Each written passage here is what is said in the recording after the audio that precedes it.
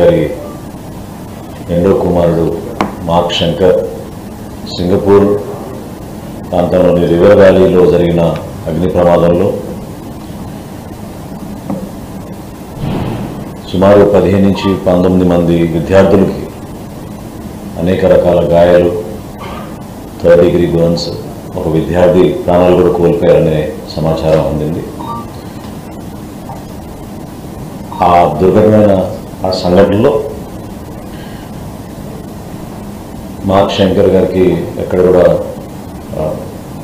ఇబ్బంది కలగకుండా ఆయన ప్రాణాలు కాపాడిన అక్కడ ఉన్న భవన నిర్మాణ కార్మికులకి ప్రత్యేకంగా పవన్ కళ్యాణ్ గారు కృతజ్ఞత తెలుపమన్నారు.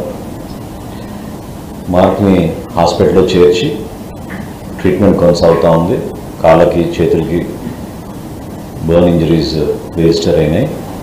ఎక్కువగా ఊపిరితిత్తుల్లో ఈ పొగ వెళ్ళిపోవడం, ఖచ్చితంగా 2-3 రోజులు హెల్త్ కండిషన్స్ మానిటర్ చేయాలని అక్కడ ఉన్న వైద్య సిబ్బంది పవన్ కళ్యాణ్ గారి కుటుంబానికి ఇచ్చిన సమాచారం మేరకు సేఫ్గా ఉన్నారు.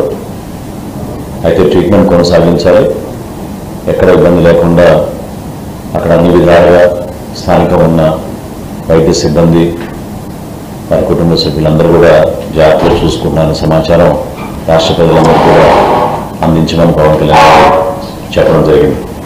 ఈ సందర్భంలో దేశవ్యాప్తంగా చాలామంది, మన రాష్ట్రం నుంచి కూడా అనేక నాయకులు, గౌరవ ముఖ్యమంత్రి గారు, భారతదేశ ప్రధాని నరేంద్ర మోడీ గారు కూడా ఇంతకుముందే పవన్ కళ్యాణ్ గారితో మాట్లాడి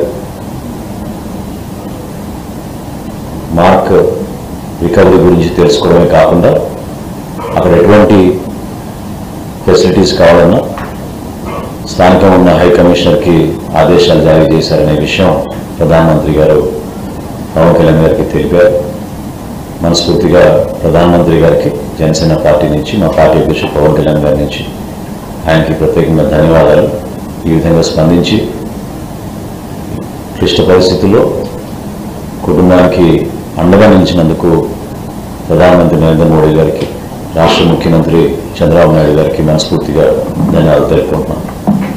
మార్క్ కండిషన్ డెఫినెట్గా అవుట్ ఆఫ్ డేంజర్, ఇబ్బంది లేదు.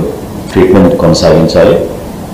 ట్రీట్మెంట్ అప్డేట్స్ వచ్చిన తర్వాత తప్పకుండా మీ అందరూ కూడా మా పార్టీ వర్గాల నుంచి మీకు సమాచారం ఎప్పటికప్పుడు అందిస్తూనే ఉంటాం. మా పార్టీ అధ్యక్షుడు పవన్ కళ్యాణ్ గారి